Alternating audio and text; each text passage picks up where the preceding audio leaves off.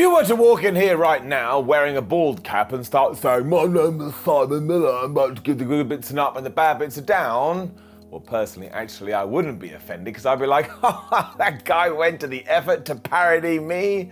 Don't we live in a lovely world?" But I do totally get it. Sometimes we are sensitive Sallys and we don't want people to do this, especially if you are in the world of professional wrestling, where often the backstage drama can be a bit like a powder keg. Hello, my name is Simon from What Culture, the big bald a-hole that everybody wants to come and slap round the face. Welcome to What Culture Wrestling. Please hit that subscribe button. And this is 10 wrestlers who really did hate parodies of their work. Number 10, Hulk Hogan. Now, if we go back to SummerSlam 2005, you will remember that Hulk Hogan and Shawn Michaels had a match. But what you may not know is that was meant to be the start of 3 matches. Shawn Michaels would have won one, Hulk Hogan would have won the other one, and then of course when we did get to round 3, Hogan would have won that too, because that's just how it goes. When we were building up to the debut though, Hulk decided, well, one of us needs to be a bad guy, and it's not going to be me because I'm wearing the red and yellow again, brother. So after having his arm twisted, the Heartbreak Kid decided, well, I'll do it. And as you probably do recall,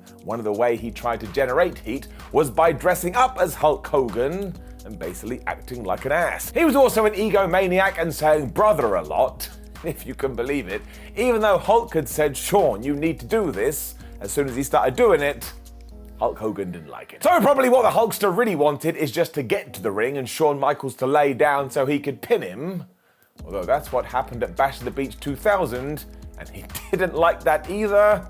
I think we're starting to see a trend. Number 9, Vince McMahon. Now, we all remember when Brody Lee turned up in All Elite Wrestling, he actually did begin his tenure there by doing a Vince McMahon impersonation. Now, a lot of people didn't like this, but I can't lie, I did. I thought some of it was quite funny. These were all very wink wink nudge nudge as well, in the sense he hated people sneezing around him and he would eat a lot of steak wraps. And given how much stuff World Wrestling Entertainment have done to other people, I just thought it was a little bit, well, you fired shots over here, so I'm now going to fire shots back. But as Dave Meltzer reported in the Wrestling Observer newsletter, some people in WWE weren't very happy about this. And you'd have to presume that one of them was Vincent Kennedy McMahon. Lee as always took this in his stride, and during an interview with Wrestling Inc. was pretty much like I was. During the intro, he was like, well, isn't it nice that somebody cares about little old me? And of course, as it would turn out, millions upon millions of people would care about him. Rest in peace. He was brilliant. Number 8, Arn Anderson. Now, if you were watching WCW back in the day, you know all about this because, my word, when it broke out there in the wrestling news cycle, it got some serious momentum. Now, many a wrestler throughout the years has actually gone to the ring and dressed up like the person that they're feuding with and started to parody them.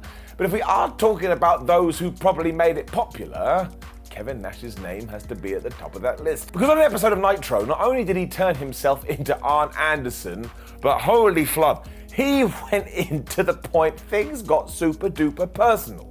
Now, if personally you did find this amusing, I do get it, but when you put yourself in Arn's shoes, it's a bit like maybe we're going too far. Surprise, surprise, Arn was not too pleased with this because he thought that Nash had crossed the line, and as soon as he got backstage, went and knocked on his locker room door to have it out. Now, fair play to both of them because they did do this over a couple of beers. So what you should do today is you should go and watch it. And remember that all is okay now. I totally get it. I mean, it was like a smoking gun for 7 Ric Flair. This does tie directly into what we were talking about, because back in 1997, what we were seeing in front of our eyes was the NWO parodying the 4 Horsemen. So somebody was going to have to do Ric Flair, and X-Pac Sean Waltman 6 took it on his shoulders. Knowing everything about the Nature Boy's career, he really went to town on this too, because not only was he wearing a big prosthetic nose, he said "woo" after every single line, and eventually got so over the top with it, he started to laugh. Straight away though, he then transitioned into crying, because as you know, there was a period there where if you gave Ric Flair a microphone, not only would he go crazy, but tears would come out of his eyes. Much like Arn Anderson, Flair was super pissed about this as well, although he did make a good point. A lot of his anger came from the fact that the New World Order are allowed to do this, and the 4 Horsemen didn't even have 5 minutes to respond. The good news is that all of this is water under the bridge, but once again, go and find it on that there YouTube. Number classics Jeff Hardy. If you are looking for a feud to watch today that is going to make your eyes go wide and make your mouth go wow, I would suggest going back to 2009 and watching CM Punk versus Jeff Hardy. It really is one of the most believable grudge programs in history, because on the one side you had Jeff, who was a free spirit and may have dabbled in certain things, and on the other you had CM Punk, who didn't do any of that stuff and judged Hardy because he thought he was a bad influence and he thought he was a bad role model. What really set this over the top is that Punk was finally allowed to be the wrestler he always wanted to be and prove to WWE he didn't need to be scripted, so he was just firing bombs week in, week out, to the point you were kind of like, well, I know the rest of this stuff is predetermined, but something's going on here. They also had this awesome TLC match that you should also track down. But 1 week later, CM Punk came dressed as Jeff Hardy, had the face paint and all the clothes, and referred to himself as the charismatic enabler. And you know what that means. Given that he hadn't run it past Jeff, Hardy was pissed. Jeff would make reference to this down the line when they were having more fights. Once again, I don't think either of them care about it now. Good. Number 5. Goldberg. In 1998, WCW felt like they needed a shot in the arm, so when they stumbled across Goldberg, a one-man wrecking machine who would come to the ring, beat people in about 3 seconds, all the fans went, oh my gosh, this guy's amazing, they realized they'd found it. Because he was so well received by the wrestling community, people would tune in to Nitro just to watch him, so of course across the way, the WWF started going, well, this is no good, what are we gonna do? The answer was nice and simple, and you probably already know this one. It was to make their own Goldberg of sorts, but go completely the other way. So they introduced us to Gilberg, some old man that looked like a strong breeze would knock him off his feet. Now, you would assume that Bill wouldn't care about this, but actually when he was speaking to GameSpot back in 2018, and recently on the Talk Is Jericho podcast, he was like, I hate this guy. He really made me mad, and I wanted to rip his head off. Thankfully, Goldberg has also admitted that today he can see the funny side. But can you imagine, back in the late 90s, sharing a locker room with this man, and seeing Gilberg, and then looking at Goldberg, and Goldberg being like, oh, I can't handle it.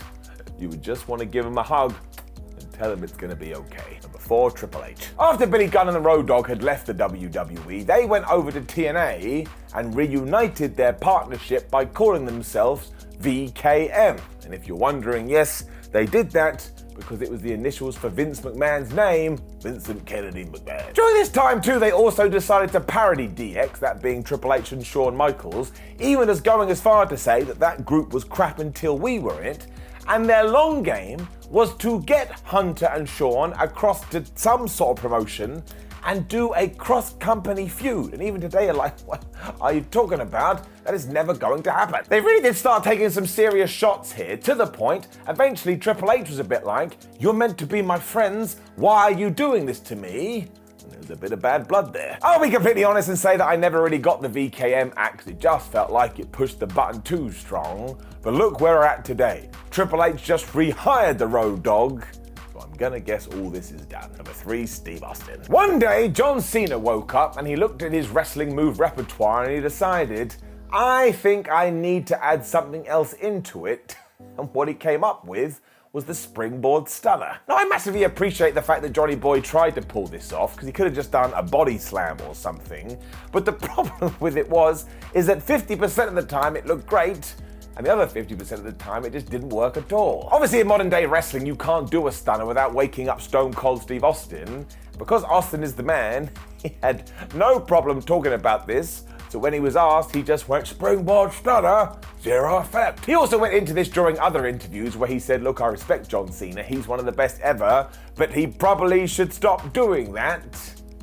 And you'd likely have to say that the rattlesnake was right. Number 2, WWE in general. So you can probably throw any promotion in there, because WWE has taken shots at AEW, and AEW has taken shots at WWE, and TNA used to do this, and WCW used to do this, and Ring of Honor used to do this. But the reason we are going to talk about this particular incident is because the law got involved. Because as the Young Bucks were making their way up the ranks, they started to do the too sweet symbol, probably because when they were kids they loved it and they decided, well, this would be like a ha-ha-hee-hee to everybody in the big leagues. Also, we can merchandise it and make a mint. WWE didn't like that at all though, because they actually sent Matt and Nick Jackson a cease and desist letter saying that this symbol comes under WCW copyright, and given that WWE now owns WCW, well, you can work it out. The Young Bucks are so clever that within about 24 hours they released another t-shirt that just said cease and desist. And you would imagine that these little things would always go under the radar, but not in sports entertainment, because everything means something. Number 1, Jim Ross. Now, if anybody watches this video and actually disagrees with what I'm about to say, you are either Vince McMahon or you need to go take a long, hard look at yourself in the mirror. Because for some reason, the hierarchy at WWE loved insulting good old JR. Forget the fact that he is the best commentator of all time, and forget the fact that during the Attitude Era, he was running talent relations, so he was super duper important. If there was a way to take a shot at him, it's what we did. The absolute worst of these, though, actually happened on WCW, because after Vince Russo and his writing partner Ed Ferrara had jumped ship, they came up with a character called Oklahoma who would parody Jim Ross right down to the fact that JR had Bell's palsy. And I'm sorry, it just blows my mind to the point I can't even talk. When I tune into wrestling, that's not what I want to see. You should have sympathy for this man who wants to go through a flipping disease. Ross even talked about how much this offended him on his podcast grilling JR, and of course it did. You would have to be a statue to try and ignore this. And if you are a wrestling promoter or you're about to start a wrestling promotion, take it from one stupid fan. This is not the kind of shit that anybody wants to see, so please just don't do it. Know any other wrestlers that hated parodies of themselves? Make sure you let us know in the comments below, and don't forget to like the video, share the video, and subscribe. Then head over to whatculture.com where you can read yourself some articles like this with your eyes. Make sure you come follow us on social media at Simon316 and What Culture WWE. And we have a ton of videos, so many I get scared. Please watch them. My name is Simon What Culture. Thank you for watching me as always, and I tell you this, if you want to parody me from my stupid nose to my bald head to my odd voice, go nuts, man.